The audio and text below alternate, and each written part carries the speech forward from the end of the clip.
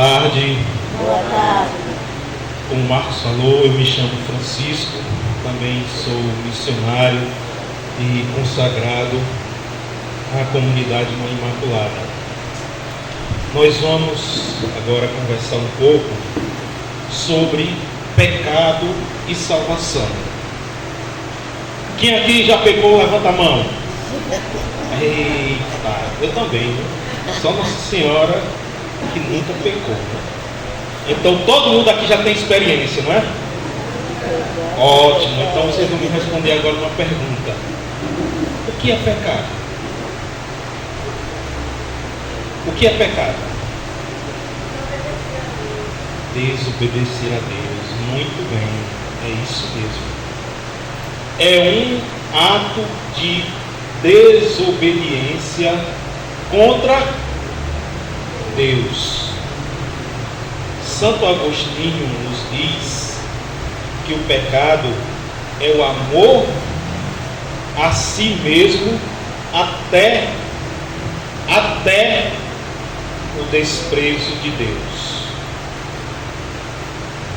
É o top. Até o desprezo de Deus. Imagine um homem, uma mulher, chegar a este nível de pecado, de desprezar a Deus. O pecado, ele tem assim um grande poder, infelizmente, na vida do ser humano, e pode levá-lo à morte, à segunda morte. Qual é a segunda morte? A morte do Espírito. Mas Deus criou o homem bom, capaz de amá-lo, de viver em unidade consigo, com toda a natureza, com seu irmão e com Deus. Totalmente diferente da realidade que nós vivemos hoje. É ou não é? O homem vive nessa harmonia? Vive, gente? Não. Nós perdemos esta harmonia. Quando o homem pecou, ele perdeu essa harmonia com Deus. E aí o que aconteceu? O homem quebrou este vínculo profundo que ele tinha com Deus e cedeu ao pecado. Eu convido a vocês, meus irmãos, a abrirem a palavra no livro do Gênesis, capítulo 3, versículo de 1 a 7.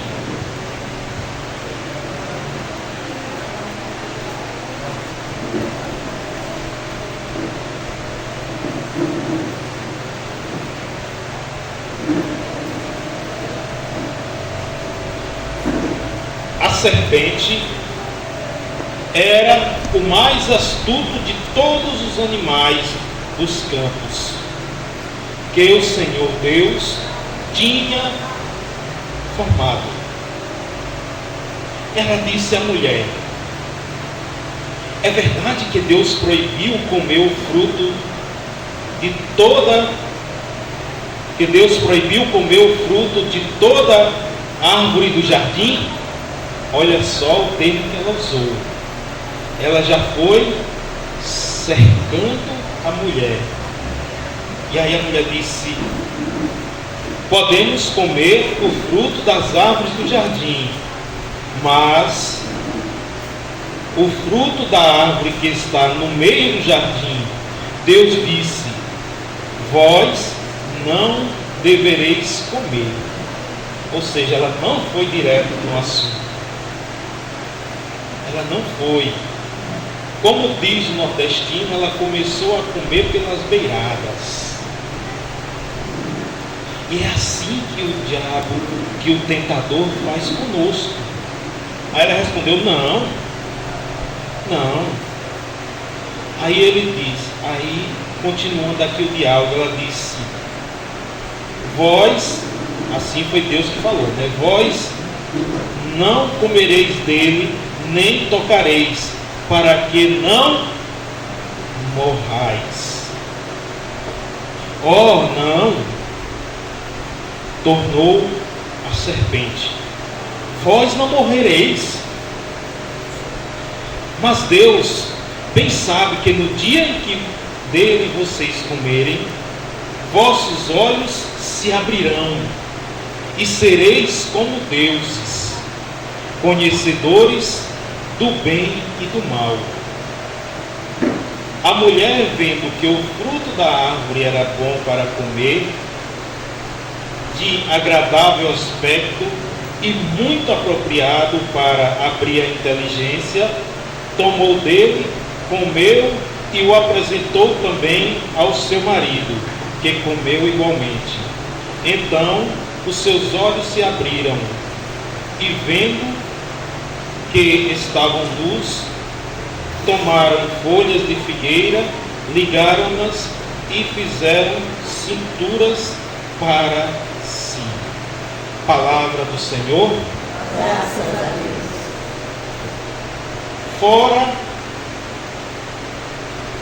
Fora a questão da tentação, aqui existe um outro detalhe que levou o homem a pecar. Qual foi? A desobediência. A mulher desobedeceu a ordem de Deus. Aquela árvore poderia ser como qualquer outra. Aquela árvore poderia ser até um alimento bom para o homem. Mas ela desobedeceu Deus. E o que aconteceu? A partir daquele momento surgiu o pecado original. E entrou na vida do homem e da mulher a morte. O catecismo da Igreja Católica nos diz que o pecado fere a natureza e a solidariedade humana e ergue-se contra o amor de Deus para nós e desvia dele os nossos corações. Vejamos aqui: fere a natureza, ou seja, fere a matéria, fere o espaço, fere aquilo que nós temos de mais puro, que é a nossa alma, e a solidariedade humana. E eu vou além: fere diretamente a Deus. Agora eu pergunto, por que a serpente não foi tentar diretamente a Deus? Por quê? Sabia que era impossível. Mas se ela tocasse na imagem e semelhança de Deus, naquele que Deus ama, conseguiria atingir Deus. E foi isso que ela fez. Ela foi no ponto fraco de Deus. Bata em mim, mas não bata em Rafael. Do mesmo jeito é qualquer pai aqui. Não é? Bata em você, mas não bata no seu filho. Você quer ver uma mulher virar uma onça, uma leoa, triste no filho dela, para ver uma coisa. Assim foi o que a serpente fez com Deus. Fez com Deus. E por que Deus não destruiu logo a serpente ali, não pisou na cabeça dela e acabou a história? Porque Ele queria que o homem também superasse a sua fraqueza. E aí Deus começou a dar elementos para que o homem pudesse superar a sua fraqueza, mesmo sabendo que tem em si as concupiscências, tem a tendência para o pecado, mas nós conseguimos com a graça de Deus. Mas o pecado mesmo assim nos afastou do amor de Deus. Nós não tínhamos mais aquela essência que os nossos primeiros pais tinham, aquela harmonia grande de ver Deus passeando no jardim. Imagine como seria maravilhoso nós passearmos em Juazeiro e encontrarmos com Deus na orla. Não seria maravilhoso? Oh pai, tudo bem, como você está aqui conversar? Não seria maravilhoso? Nas manhãs podermos encontrar com Nossa Senhora, ver os anjos, vivermos em harmonia, em pureza plena. Seria uma maravilha, mas o pecado nos tirou isso. Ele nos afastou desse amor maravilhoso. Nos afastou.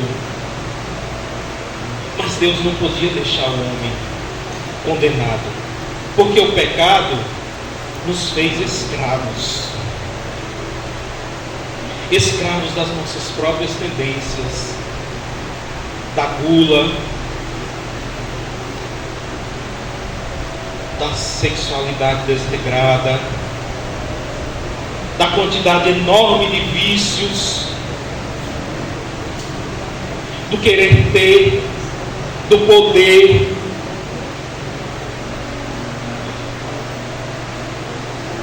da ambição, do egoísmo, tantas coisas. Mas o que foi que Deus fez? Vamos abrir a nossa Bíblia em João 3, Evangelho de São João, capítulo 3, versículo 16.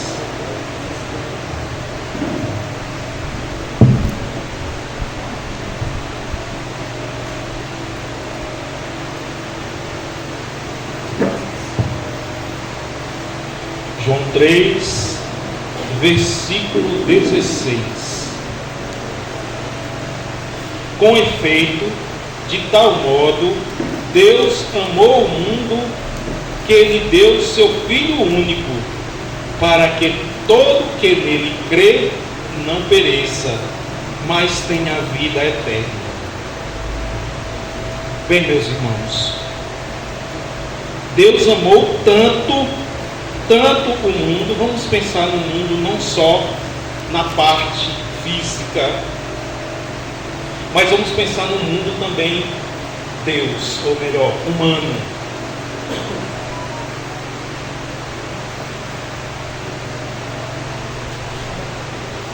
Que nos deu seu Filho único. Mas essa entrega não foi algo bonito. Sabe por quê? Porque Jesus veio para morrer. Como nos diz São João Batista, ele nos apresentou como um cordeiro, como o cordeiro de Deus. Antigamente, qual era o cordeiro? Servia para o sacrifício.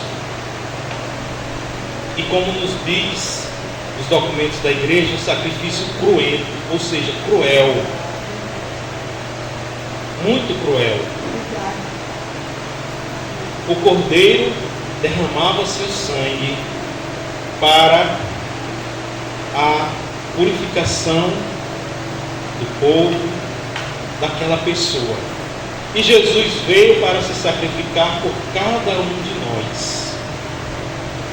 Para nós percebermos isso, vamos fazer uma dinâmica agora. Vocês não vão pegar a palavra agora, Mas eu vou ler para vocês e vocês vão olhar para esse crucifixo. Imagine esse crucifixo por meio do que eu vou ler agora para vocês.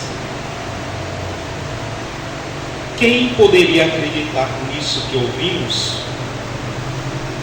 A quem foi revelado o braço do Senhor, cresceu diante dele como um pobre rebento, enraizado numa terra árida, não tinha graça nem beleza para atrair nossos olhares. Seu aspecto não podia seduzir-nos. Era desprezado, era a escória da humanidade, homem das dores, experimentado nos sofrimentos, como aqueles diante dos quais se cobre o rosto. Era amaldiçoado e não fazia caso dele. Em verdade, ele tomou sobre si nossas enfermidades e carregou os nossos sofrimentos. E nós o reputávamos como um castigado, ferido por Deus e humilhado. Mas ele foi castigado por nossos crimes e esmagado por nossas iniquidades. O castigo que nos salva pesou sobre ele. Fomos curados graças às suas chagas.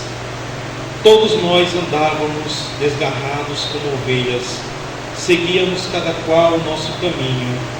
O Senhor fez cair sobre ele o castigo das faltas de todos nós. Foi maltratado e resignou-se.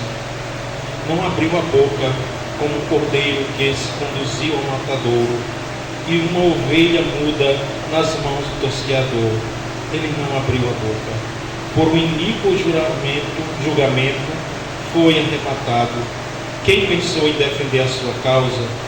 Quando foi suprimido da terra dos vivos, morto pelo pecado do meu povo, foi-lhe dada uma sepultura ao lado dos facínoras, e ao morrer achava-se entre os malfeitores. E bem que não haja cometido injustiça alguma, em sua boca nunca tinha havido mentira, mas aprove o Senhor esmagá-lo pelo sofrimento. Se ele oferecer sua vida em sacrifício expiatório, terá uma posteridade duradoura, prolongará seus dias, e a vontade do Senhor será por ele realizada. Jesus, aqui nessa cruz, o amor de Deus por nós foi capaz de fazer com que o seu filho passasse por tudo isso. Existe uma outra passagem que diz que as pessoas olhavam para ele e nem o reconheciam como gente. Arrancavam-lhe as barbas, davam bofetadas. Essa foi a extremidade do amor de Deus para conosco. Sabe para quê? Para nos salvar. Jesus, quando foi crucificado, não estava com esse panozinho, não. Ele estava nu, para simbolizar o seu despojamento total por cada um de nós. Deus teve que morrer por meio de um sacrifício cruento para cada um de nós ter vida. Eu queria que vocês, a partir de hoje, ao olhar para um sacrifício, um crucifixo, não ver nele simplesmente uma obra de arte, uma peça bonita, mas entender isso, entender essa profundidade, entender o quanto Deus, o quanto Jesus sofreu por cada um de nós, por cada um de nós. O teu valor é o valor do sangue do Filho de Deus. Por isso, quando alguém agora dizer, você não vale nada, não, você vale muito para Deus. Como homens nós não valemos nada mesmo, mas aos olhos de Deus nós valemos muito. como homens pecadores, nós não valemos nada. Mas Deus não nos vê dessa forma. Deus nos ama a esse ponto. Quem teria coragem de dar o seu filho por uma pessoa que não vale, entre aspas, nada? Um assassino, um ladrão, um adúltero. Quem aqui já se aproximou de alguém alcoolizado, que fuma, que usou droga e teve que abraçá-lo? Já, né? Qual é o cheiro? Horrível. Uma certa vez, a gente participando de um momento de oração, de libertação, e a pessoa que estava recebendo oração, ela exalava esse mau cheiro. Ela exalava esse mau cheiro. O mau cheiro não era da pessoa.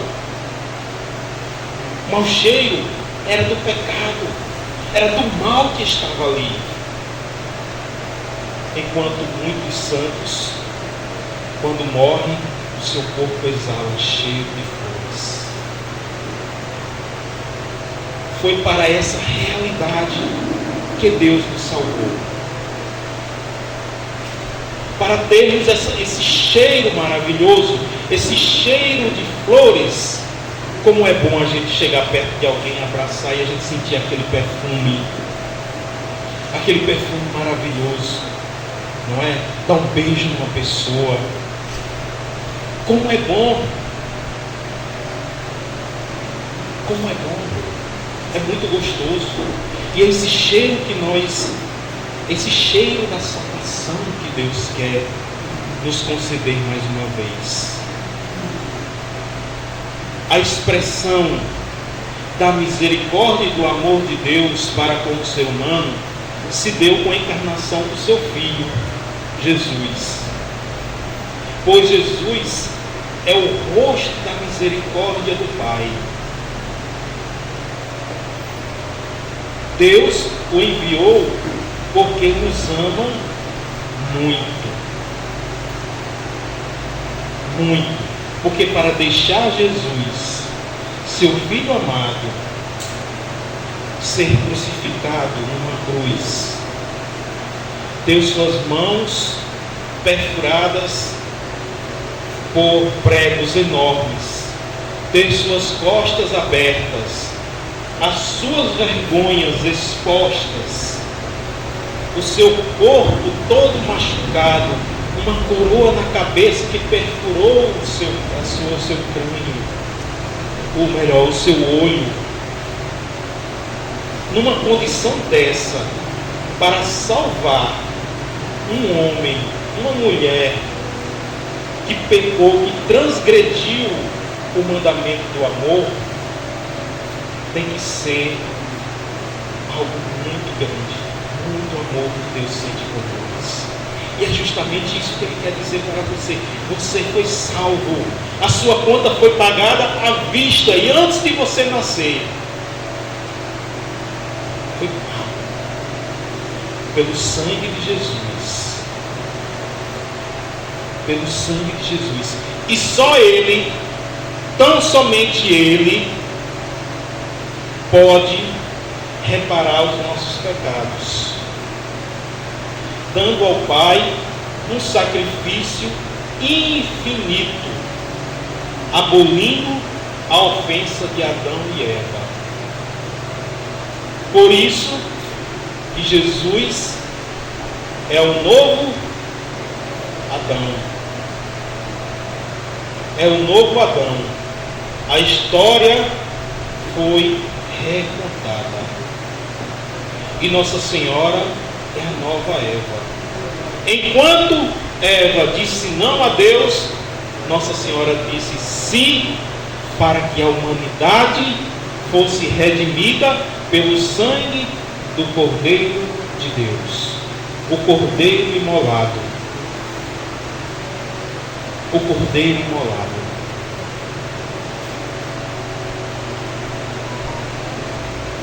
Vamos pegar a nossa Bíblia mais uma vez, na carta de São Paulo aos Efésios, capítulo 2, versículo 4 a 5.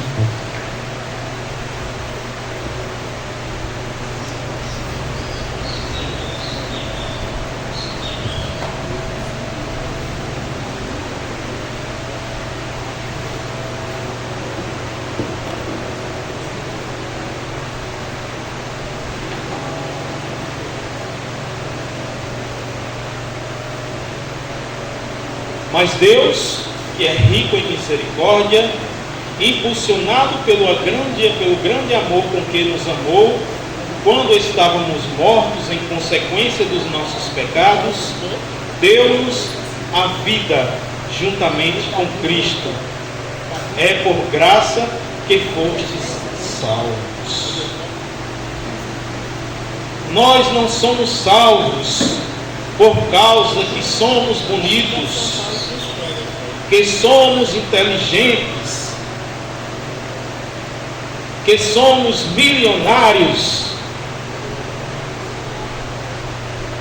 porque participamos da igreja, porque somos misericordiosos. Não.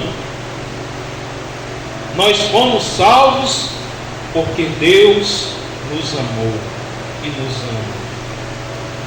E Ele não quer que nenhum filho se perca, mas que todos cheguem ao conhecimento da salvação.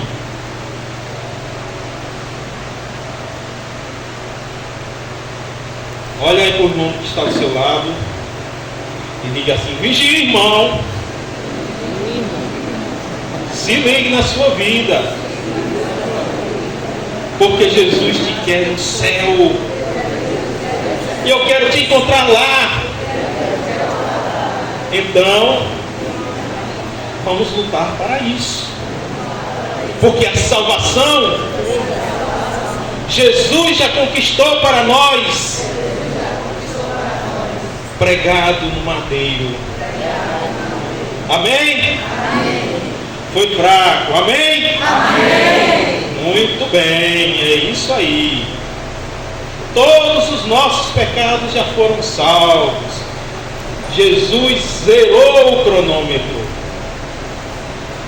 Sabia que existia um cronômetro lá no inferno? Existia um cronômetro. E aí ele começava a contar: opa, hoje chegou o dia do fulano, mais um para a churrasqueira. Aí quando Jesus morreu na cruz, ele mandou quebrar a churrasqueira. E o diabo ficou com ele, ó. No entanto, que por muitas vezes ele tentou contra Jesus. Logo quando Jesus nasceu, imagine as lutas que não se enfrentou na caminhada até o Egito. Foi muita coisa. Mas Deus é vencedor na sua vida. Deus é vencedor na minha vida, e Ele quer que a gente seja salvo. Mas nós sabemos, como muito bem Jesus disse, que o espírito é forte, mas a carne é fraca. Mas para vencer o pecado, nós precisamos de algumas coisas básicas. Primeira, eu posso citar: se confessar sempre que pecar, ir à missa e comungar o corpo de Cristo, ler e meditar a palavra de Deus, rezar sempre o texto, fazer adoração, novenas, viver uma fé na caridade, ajudando os irmãos que sofrem, fazer jejuns e sacrifícios, e acima de tudo, nos autoconhecer e vigiar as nossas fraquezas. Então feche seus olhos nesse momento, meu irmão, e diga assim: Senhor Jesus, eu quero ir para o céu. Eu quero ir para o céu. Mas sozinho eu não vou conseguir. Mas sozinho eu não vou conseguir. Eu venho nesse momento, humildemente, reconhecer o meu nada e a minha condição pecadora. E também, Senhor, reconhecer o seu tudo na minha vida. Jesus, se alimenta no meu coração esta salvação que o Senhor conquistou para mim. E esta certeza. Então, Senhor, ajuda-me a lutar, porque eu sei que a salvação o Senhor já conquistou para mim. Por isso, eu peço, envia o Teu Espírito Santo